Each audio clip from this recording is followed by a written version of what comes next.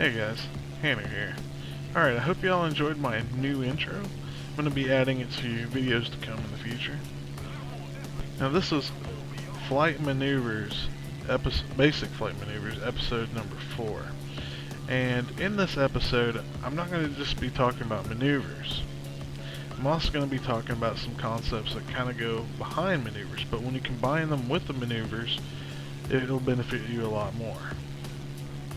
Now, I'm not going to be talking about airfoils and the like of that, but the 4 forces that are always constant on our aircraft, and that's thrust, which is, what moves us forward, lift, which, makes us stay in the air, weight, or gravity, which is always pulling us down, and drag, that's always pulling against us as we are moving forward.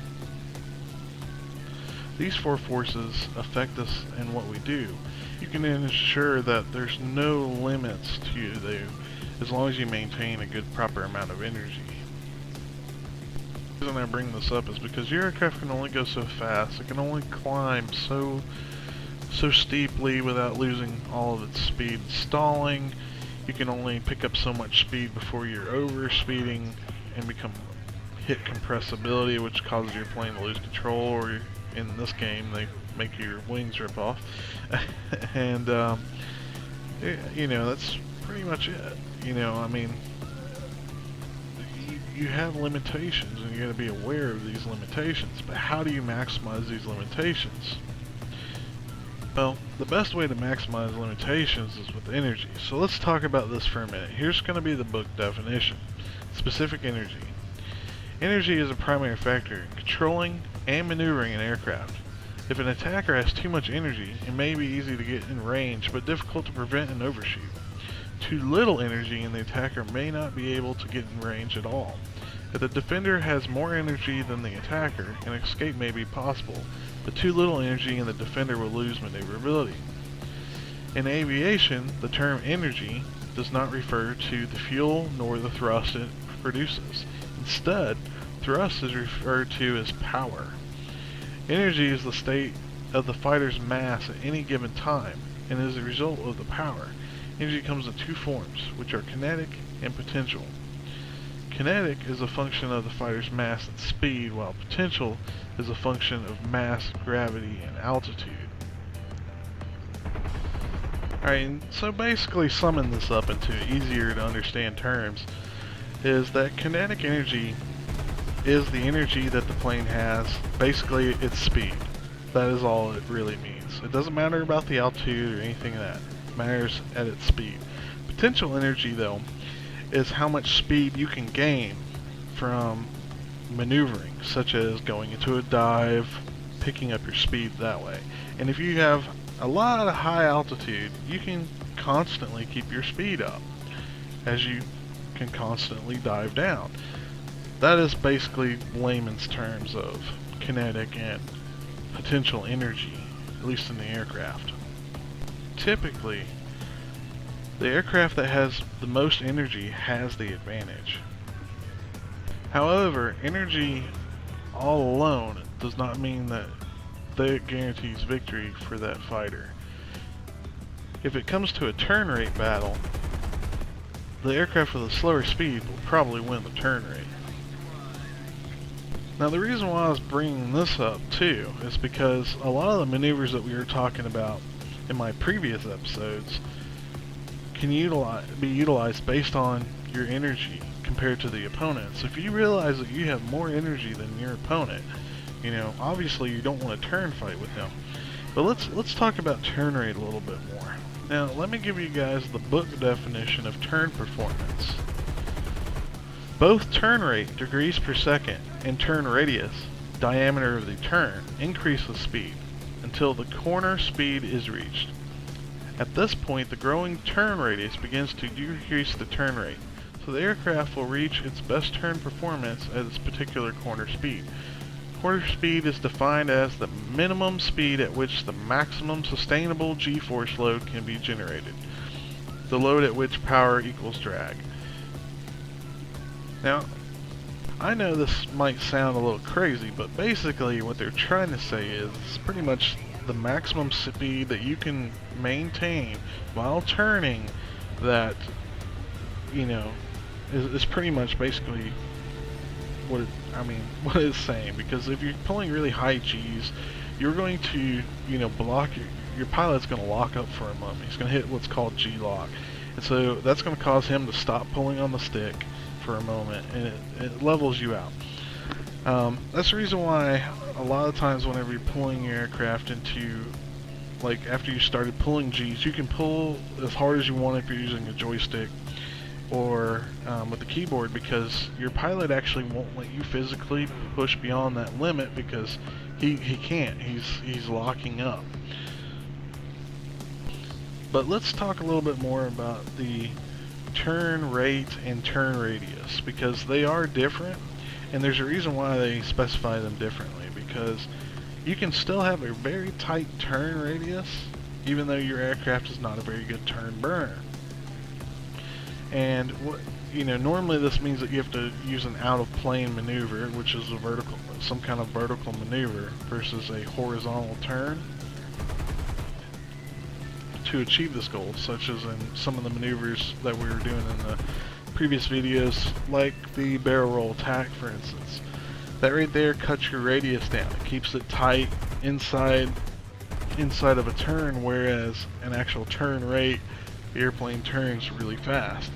It's pretty much the difference between the turn radius and the turn rate. That's kind of the reason why it's mentioned like that. Now, not only does it have to do with attacker and defender roles, it also has to do with meeting and merges and stuff. And that's what we're going to move on to now. It's going to be circle flow. Alright, first up in circle flow, let's give some definitions out here from this book.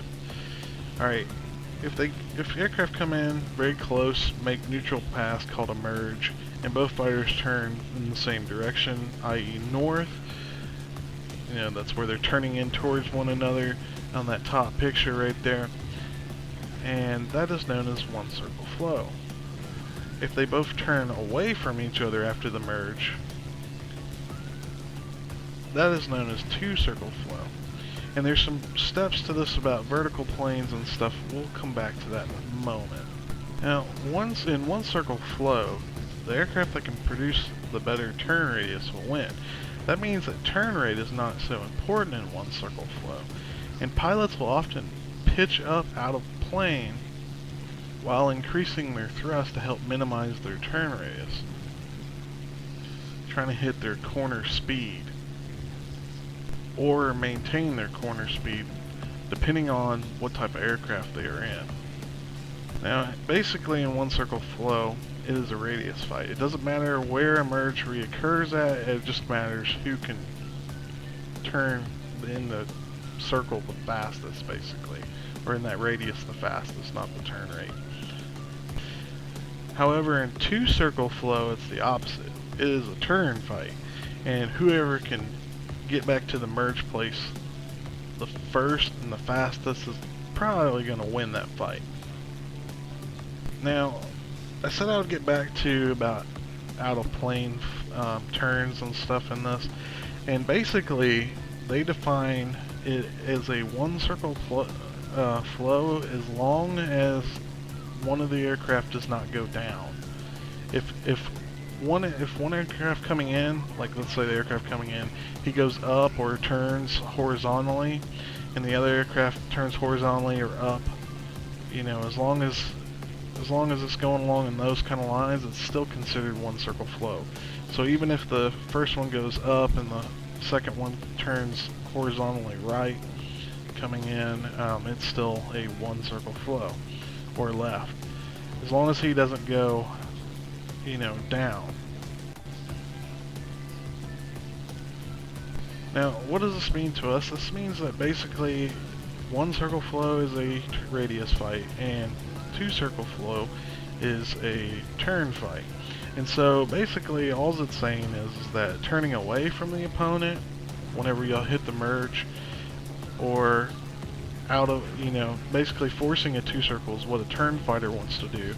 And a radius fight or a non-turning fighting plane, such as an energy fighting plane like BF-109s and Focke-Wulfs, for instance, they're going to want to force a radius turning fight if they enter or merge with one another.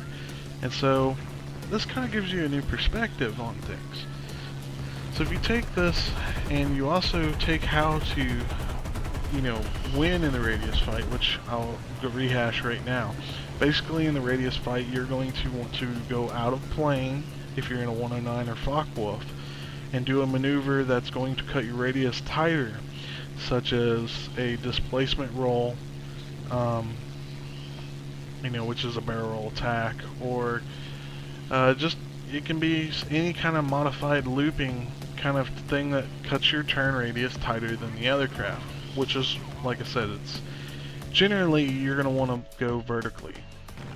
That's basically it in a nutshell, you know, for energy fighters. And this also means for you turn fighters, such as Jap planes or British aircraft, that, you know, if you enter a circle flow of some type, and you know it's a one circle flow, then you might not want to just try the turn fight alone to help you maintain an advantage here. You're going to have to, you know, do that. And we kind of naturally do some of this ourselves, you know, and with turn fighters, I think it's a little bit easier for us to naturally do. But now as you can look at this as well as perform your engagements, this will help benefit you a lot more. Now, if you can go back and take everything that we talked about here and combine it with the maneuvers that were explained in the last episodes, this is going to help you guys out tremendously. I mean, it really will. Now, like I said, this is stuff that's going to take some time and practice, and so you might have to rehash on this information a few times, but, you know, it's really going to help you out.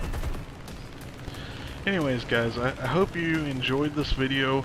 I hope it helps you guys out a lot. I look forward to seeing you guys using the information in the future and everything. And if you like this video, please give me a thumbs up and subscribe for future content to come. Alright, later guys.